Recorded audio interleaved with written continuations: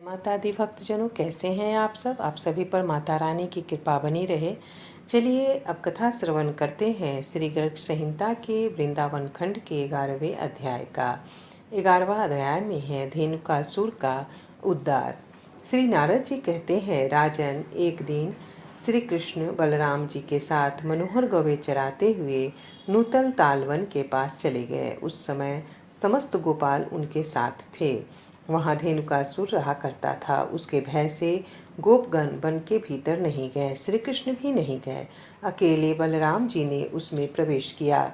अपने नीले वस्त्र को कमर में बांधकर महाबली बलदेव परिपक्व फल के लेने के लिए उस वन में विचरने लगे। बलराम जी साक्षात अनंत देव के अवतार हैं। उनका पराक्रम भी अनंत है। अतः दोनों हाथों से तार के वृक्षों को हिलाते और फल समूहों को गिराते हुए वहां निर्भय गर्जना करने लगे। गिरते हुए फलों की आवाज़ सुनकर वह गर्दभाकार असुर रोष से आग बबूला हो गया। वह दोपहर में सोया करता था, किंतु आज विघ्न पड़ जाने से वह दुष्ट क्रोध से भरकर और भयंकर हो उठा। धेनुकासुर कंस का सखा होने के साथ ही बड़ा बलवान था। वह बलदेव जी के सम्मुख युद्ध करने के लिए आया और उसने अपने पिछले पैरों से उनकी छाती में तुरंत आघात किया। आघात करने पर वह बारंबार दौड़ लगाता हुआ गधे की भांति रेंकने लगा। तब बलराम जी ने धेनुक के दोनों पिछले पैर पकड़कर शीघ्र ही उसे तार के वृक्ष पर दे मारा। यह कार्य उन्होंने एक ही हाथ से खेल खेल में कर डाला। इससे वह ताल वृक्ष स्वयं तो टूट ही गया, गिरते गिरते उसने अपने पार्श्ववर्ती दूसरे बहुत से तारों को भी धराशायी कर दिया। राजेंद्र, वह एक अद्भुत सी बात हुई। दैत्यराज धेनुक ने पुनः उठकर रोषपूर्वक बलराम जी को पकड़ लिया और जैसे एक हाथी अपना सामना करने वाले दूसरे हाथी को दूर तक ठेल ले जाता है, उसी प्रकार उन्हें धक्का देकर 1 योजन पीछे हटा दिया। तब बलराम जी ने तत्काल धेनु को पकड़कर घुमाना आरंभ किया और घुमाकर उसे धरती पर पीठ पर दे मारा। तब उसे मूर्छा आ गई और उसका मस्तक फट गया। तो भी वह क्षण भर में उठकर खड़ा हो गया। उसके शरीर से भयानक क्रोध टपक रहा था। उसके बाद उस दैत्य ने अपने मस्तक में 4 सिंग प्रकट करके भयानक रूप धारण कर उन तीखे और भयंकर सिंगों से गोपों को खदेड़ना आरंभ किया। गोपों को आगे आगे भागते देख वह मदमत असुर तुरंत ही उनके पीछे दौड़ा। उस समय श्रीदामा ने उस पर डंडे से प्रहार किया। सुबल ने उसको मुक्के से मारा। अस्तोक कृष्ण ने उस महाबली दैत्य पर पास से प्रहार किया। अर्जुन ने क्षेपण से और अंशु ने उस गर्दभाकार दैत्य पर लात से आघात किया। इसके बाद विशाल वर्षव ने आकार शीघ्रता पूर्वक अपने पैर से और बल से भी उस दैत्य को दबाया। तेजस्वी ने अर्धचंद्र गर्दनियां देकर उसे पीछे हटाया और देवप्रस्थ ने उस असुर के कई तमाचे जड़ दिए। बरुथप ने उस विशालकाय गधे को गेंद से मारा। तदंतर श्री कृष्ण ने भी धेनुकासुर को दोनों हाथों से उठाकर घुमाया और तुरंत ही गोवर्धन पर्वत के ऊपर फेंक दिया। श्री कृष्ण के उस प्रहार से धेनुक 2 घड़ी तक मूर्छित पड़ा रहा। फिर उठकर अपने शरीर को कंपाता हुआ मुंह फाड़कर आगे बढ़ा और दोनों सिंगों से श्रीहरि को उठाकर वह दैत्य दौड़कर आकाश में चला गया।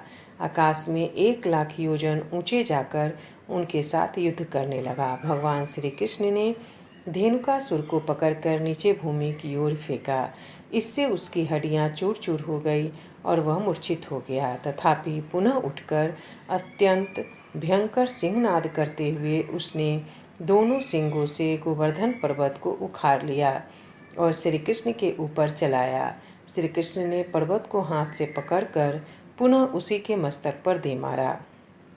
तदंतर उस बलवान दैत्य ने फिर पर्वत को हाथ में ले लिया और श्री कृष्ण के ऊपर फेंका, किंतु श्री कृष्ण ने गोवर्धन को ले जाकर उसके पूर्व स्थान पर रख दिया।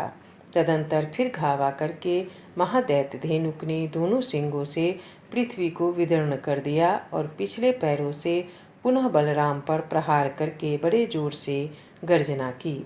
उसकी उस गर्जना से समस्त ब्रह्मांड गूंज उठा और भूमंडल कांपने लगा। तब महाबली बलदेव ने दोनों हाथों से उसको पकड़ लिया और उसे पृथ्वी पर दे मारा। इससे उसका मस्तक फूट गया और होश हवास जाता रहा। इसके बाद श्री कृष्ण के बड़े भाई ने पुनः उस दैत्य पर मुक्के से प्रहार किया।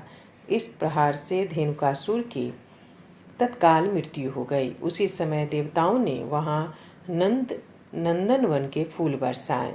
देह से पृथक होकर धेनुक श्याम सुंदर विग्रह धारण कर पुष्पमाला पीताम्बर तथा वनमाला से समलंकृत देवता हो गया। लाख लाख पार्षद उसकी सेवा में जुटाए। सहस्त्रों ध्वज उसके रथ की शोभा बढ़ाने लगे। सहस्त्रों पहियों की घर घर ध्वनि से युक्त उस रथ में 10,000 घोड़े जुटे थे। लाखों चबड़ों की वहाँ शोभा हो रही थी। वह रथ अरुण वर्ण का था और अत्यधिक रत्नों से जटित था।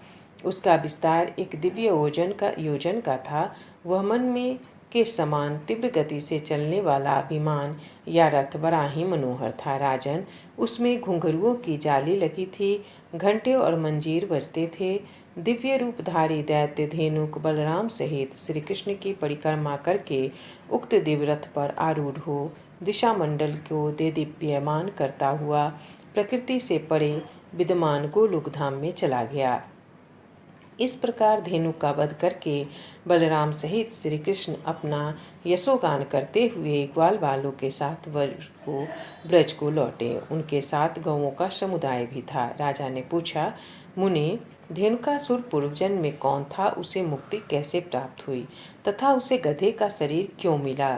यह सब मुझे ठीक ठीक बताइए। श्री नारद जी ने कहा, विरोचन कुमार बालिक का एक बलवान पुत्र था जिसका नाम था साहसिक। वह 10,000 स्त्रियों के साथ गंधमादन पर्वत पर विहार कर रहा था। वहाँ वन में नाना प्रकार के वाद्यों तथा रमणियों के नुपुरों का महान शब्द होने लगा, जिससे उस पर्वत की कंदरा में रहकर श्री कृष्ण का चिंतन करने वाले दुर्वासा मुनि का ध्यान भंग हो गया।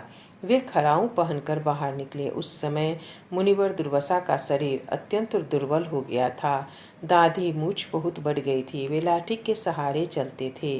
क्रोध की तो वे मूर्तिमान राशि ही थे और अग्नि के समान तेजस्वी जान पड़ते थे।